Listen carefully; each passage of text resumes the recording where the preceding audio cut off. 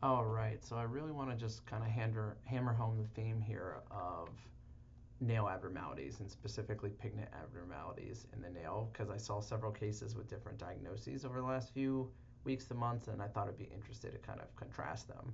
So we've seen before some different types of nail tumors like onychopapilloma, onychomatrixoma. We saw recently a case of Lenigo, and here is another case that I encountered. This patient noted this rapidly new and expanding band of pigmentation on, I think this is the fourth finger, if I recall correctly. And what you're seeing here, extending from the proximal nail fold distally, is a brown streak predominantly, darker brown towards the proximal nail fold, and then it gets a little bit more orange to yellow as it goes out distally.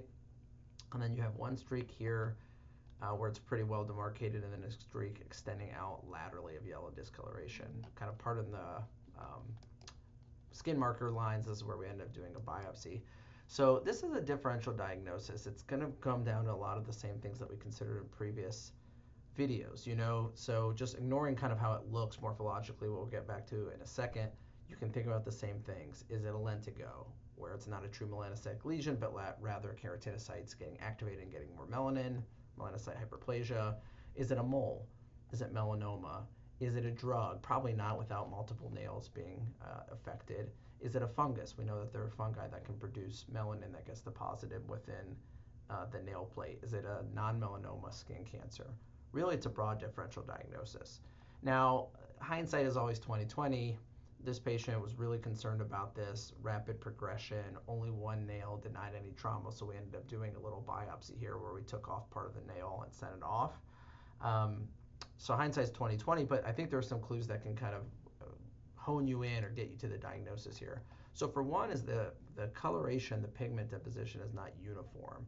Typically in something like longitudinal melanonychia, in which there's true pigment being produced because of something that's matrical, it's going to have a uniform distribution.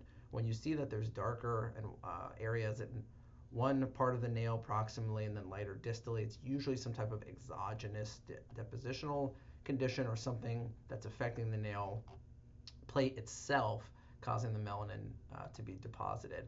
The other thing is look at the coloration. We have brown, but you also have orange yellow. And when you have orange yellow, if you just ignore the brown, you would think about onychomycosis as well. And this ended up actually being onychomycosis. I thought this was interesting because it's not something that is always entertained in the differential of melanonychia, but I think it should be. We know that there are multiple yeasts, multiple molds that can produce melanin that gets deposited in the nail plate and give you a brown streak. Classic examples include ulnaria, exophilia, but it can also be non-pigment producing yeast as well. The traditional ones like trichophyton rubrum can also rarely do it as well. And so it's just something to think about in your differential diagnosis, especially when it's not uniformly pigmented. When you have kind of a yellow-orange discoloration, extends beyond, and you have rapid progression. The rapidity can be scary, which it was in this case, and it was to the patient, but sometimes it can almost be reassuring because things like subungual melanomas and things like that typically don't behave like that. You can get a widening band, but not over a few weeks, whereas a fungal process could actually occur. So this is fungal melanonychia. What we did is numbed up the proximal nail fold, kind of released the nail plate from the onychodermal band and the nail bed, and then clipped part of the nail, sent it off, and it was positive for PAS for confirming onychomycosis.